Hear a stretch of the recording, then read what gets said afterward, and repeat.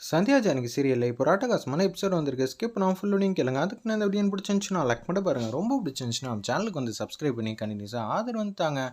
தனா வந்து கார்த்திக் வந்து முத்தம் கொடுக்குற மாதிரி காட்டுறாங்க. பார்த்தா இது எல்லாம் கார்த்தியோட ட்ரீம் போல இருக்கு. என்ன ஆச்சு வேணாம் வேணாங்கிறீங்க? இல்லை நான் கொஞ்சம் ரொம்ப எமோஷனல் ஆகிட்டேன். நீ எனக்கு முத்தம் கொடுக்குற மாதிரி ஆகிப்போச்சு அப்படின்னு சொல்லும்போது, உங்கள் விருப்பத்தை நீங்கள் இப்போ சொல்லிட்டீங்க கோச், ஆனால் இதை நான் ஏற்றுக்கூடிய மனநிலைமையில நான் இல்லை அப்படின்னு சொல்லிடுறாங்க. இதை கேட்டோன்னே பேர் எதிர்ச்சி ஆயிடுறாங்க அந்த இடத்துல கார்த்தி. ஏன் என்ன ஆச்சுமா, எனக்கு ஒன்றுமே புரியலையே, ஏன் என்ன பிடிக்காம போயிடுச்சா அப்படின்னு சொல்லி கேட்குறாங்க அந்த இடத்துல நம்ம கார்த்தி. அப்பன்னு பார்த்து, இல்லை கோச், எனக்கு என் வீட்டில் சம்மந்தம் பேசி முடிச்சிட்டாங்க, நாளைக்கு நிச்சயதார்த்தம் அப்படின்னு சொல்லி முடிச்சிடுறாங்க அந்த இடத்துல.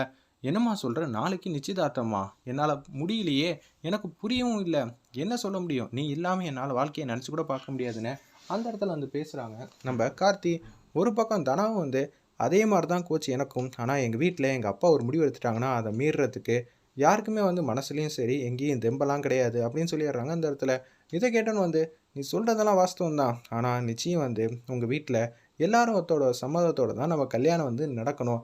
ஆனால் அதுக்கு என்ன பண்ணணுன்னா, நீ இப்போயே உங்கள் அப்பா கிட்ட போய் பேசு, எதுவாக இருந்தாலும் ஸ்டார்டிங்லேயே வந்து ஒரு முடிவுக்கு வந்து கொண்டு வா. அப்படி கொண்டு வந்தால் மட்டும்தான் நமக்கான எதிர்காலம் வந்து பிரைட் ஆகும். நிச்சயம் ஓப்பனிங்கில் வந்து அவங்க கத்த தான் செய்வாங்க, ஆனால் பொண்ணோட ஆசையை தெரிஞ்சுக்கிட்டு அவங்க அதபடி தான் வந்து நிறைவேற்றி வைப்பாங்க. நீ தயவு செஞ்சு சொல்கிறத மட்டும் கேளு, நீ தைரியமாக வந்து காதலை வந்து வெளிப்படுத்து, ஐ லவ் யூ தனா அப்படின்னு சொல்லிடுறாங்க அந்த இடத்துல நம்ம கார்த்தி. இதை கேட்டோன்னு வந்து ரொம்ப சந்தோஷப்படுறாங்க அந்த இடத்துல. சரிங்க, நீங்கள் சொல்லிட்டீங்க, நான் அந்த தைரியத்தோடையே போகிறேன்னு சொல்லி இன்றைக்கி என்ன ஆனாலும் பரவாயில்ல, நம்ம அப்பாக்கிட்டேயும் அம்மாக்கிட்டேயும் எல்லா உண்மையும் சொல்லிடுறேன்னு சொல்லிட்டு குடுக்குன்னு போகிறாங்க அந்த இடத்துல நம்ம தனா. ஏங்க தனாவை பற்றி என்ன நினைக்கிறீங்க? மாயா கூட நான் எல்லா விஷயத்துலையும் வந்து ஏற்றுப்பேன், ஆனால் நிச்சயம் அவள் இந்த குடும்பத்துக்காக எதுவும் தப்பான முடிவெல்லாம் செய்ய மாட்டா, என் மனசுக்கு நல்லாவே தெரியும். ஆனால் தனா வந்து ஒரு படிக்கு மேலே, அப்பா வந்து மனசில் இதுதான் ஆசைப்படுறாங்கன்னு தெரிஞ்சாலும் அதுக்கு மீறி ஒரு படி மேலேயும் நடந்துக்க மாட்டா, ஒரு படி கீழேயும் நடந்துக்க மாட்டா. எல்லா விதத்துலேயும் தனா தான் வந்து பெஸ்ட்டு. தனாக்கு இவ்வளோ பெரிய நல்ல வாழ்க்கை வந்து கிடைக்குமான்னு நான் எதிரே பார்க்கல. அவளுக்கு நல்லபடியாக வாழ்க்கை வந்து கிடைச்சிருக்கு. இதை நினச்சா எனக்கு சந்தோஷத்தின் உச்சத்தில் இருக்கேன்னு அந்த இடத்துல நம்ம ரகுராம் வந்து பேசிகிட்டு இருக்காங்க. ஆனால் ஒரு பக்கம் தனலட்சுமி இதெல்லாம் கேட்டு ஃபீல் பண்ணுறாங்க. நம்ம பொண்ணால் ஒவ்வொரு நாளும் நமக்கு பெருமை தான், கௌரவம் தான் அப்படின்னு சொல்கிறாங்க. இதை கேட்டோன்னு வந்து தனாவால் அழுகையை வந்து கண்ட்ரோல் பண்ணவே முடியல. ஒரு பக்கம் கார்த்தி வந்து என்னை காதலிக்கிறேங்கிற விஷயம் வந்து சொல்லாமல் இருந்திருந்தா இந்த கல்யாணத்தை நான் ஏற்றக்கூடிய நிலைமைக்கு வந்திருப்பேன். ஆனால் இந்த பக்கம் கார்த்தி, இந்த பக்கம் அப்பா, ரெண்டு பேர் பக்கமும் என்னால் எப்படி வந்து பிரிஞ்சு போக முடியும்? ஒருத்தர்கிட்ட தான் என்னால் இருக்க முடியும். இப்போ அப்பா கூட நின்னா அவங்க பார்த்த சம்மந்தம், காதலனோட நின்னா இத்தனை வருஷம் வளர்த்தவங்களுக்கு நான் நம்பிக்கை துரோகம் செஞ்ச மாதிரி ஆகிடும். என்ன பண்ணுறதுன்னு தெரிலங்கிற மாதிரி யோசிச்சுட்டு இருக்காங்க அந்த இடத்துல நம்ம தனலட்சுமி. அப்பன்னு பார்த்துருக்குறான் பேசுகிறாங்க. இந்த ஊருக்கும் நம்ம வீட்டுக்கும் மிகப்பெரிய நன்மை வந்து செஞ்சுட்டா, இனிமேட்டு தனா இங்கே இருக்கிறனால நம்ம எல்லாம் ஒரே குடும்பமாக ஆகியிருக்கோம். அதனால் எந்த குடும்பத்தில் யாருக்கு முதல் மரியாதை கிடைச்சா என்ன, எல்லாம் விட்டு கொடுத்து சந்தோஷமாக நிம்மதியாக வந்து இருக்க வேண்டியதான். பிரபுவும் வந்து தங்கமான பையன்தான், அவனுக்கும் நல்ல எதிர்காலம் வந்து கிடச்சிருக்கு. தனா போல் ஒரு பொண்ணு கிடச்சதுக்கு அவனுக்கும் வந்து புண்ணியம் பண்ணியிருக்கணுங்கிற மாதிரி அந்த இடத்துல ரகுராம் வந்து பேசிகிட்டு இருக்காங்க. இந்த கல்யாணத்தை பாரு, எல்லாரும் மூக்கு மேலே விரல வைக்கிற அளவுக்கு சூப்பராக கிராண்டியராக வந்து செய்ய போகிறேங்கிற மாதிரி தான் சந்தோஷமாக பேசுகிறாங்க. குடுகுடுன்னு அவங்க ரூமுக்கு வந்துடுறாங்க. நம்ம தனலட்சுமி ஃபீல் பண்ணி அழுகுன்னு அழுகுறாங்க அந்த இடத்துல. இதை எப்படியோ வந்து ஸ்மெல் பண்ண நம்ம சாருமதி அவங்க தந்திரமான முறையில் வந்து பேச வராங்க. என்னம்மா அழுகுற போல இருக்கே, உனக்கு இந்த கல்யாணத்தில் விருப்பம் இல்லை? அப்படியெல்லாம் ஒன்றும் இல்லையே.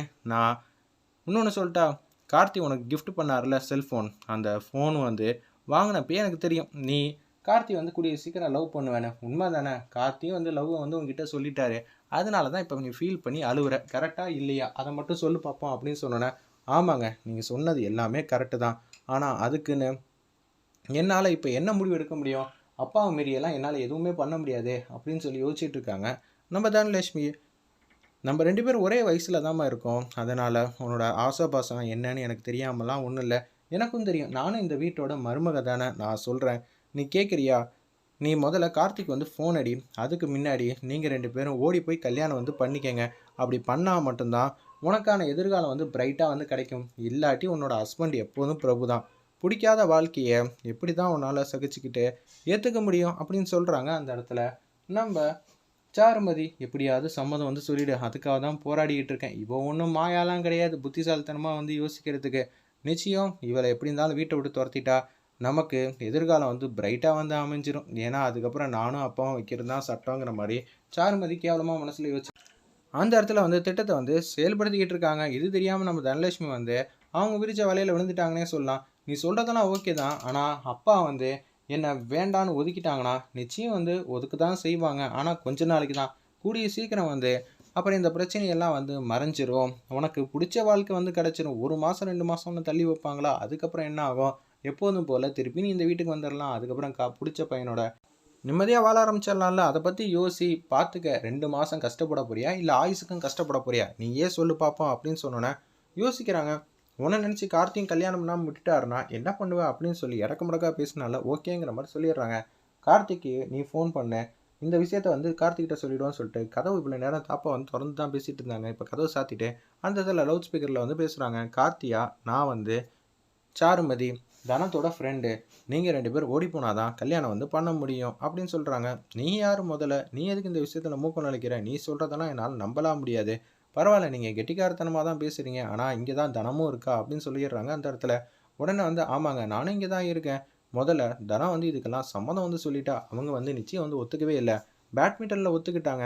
அது ஜஸ்ட் கேமு அதனால ஒத்துக்கிட்டாங்க. இந்த விஷயத்துலலாம் ரகுராம் வாக்குறுதி குடுத்தாருன்னா, அத எப்படிங்க மீறுவாங்க? நீங்களே யோசிச்சு பாருங்க அப்படின்னு சொல்லும்போது கார்த்திய கண்ணா அப்படின்னான்னு திட்டினது எல்லாத்தையும் நினச்சி பார்க்குறாங்க. நான் தான் உங்க ஃப்யூச்சர் மாப்பிள்ளனா நிச்சயம் வந்து அவர்லாம் ஒத்துக்கவே மாட்டாரு. அப்படி இருக்க சுச்சுவேஷனில இதை எப்படி ஹேண்டில் பண்ணுறதுனே தெரியாமல் தடுமாற்றத்தில் இருக்காங்க நம்ம கார்த்தி அந்த இடத்துல. அப்போன்னு பார்த்து தனா உனக்கு சம்மதமா இதில்?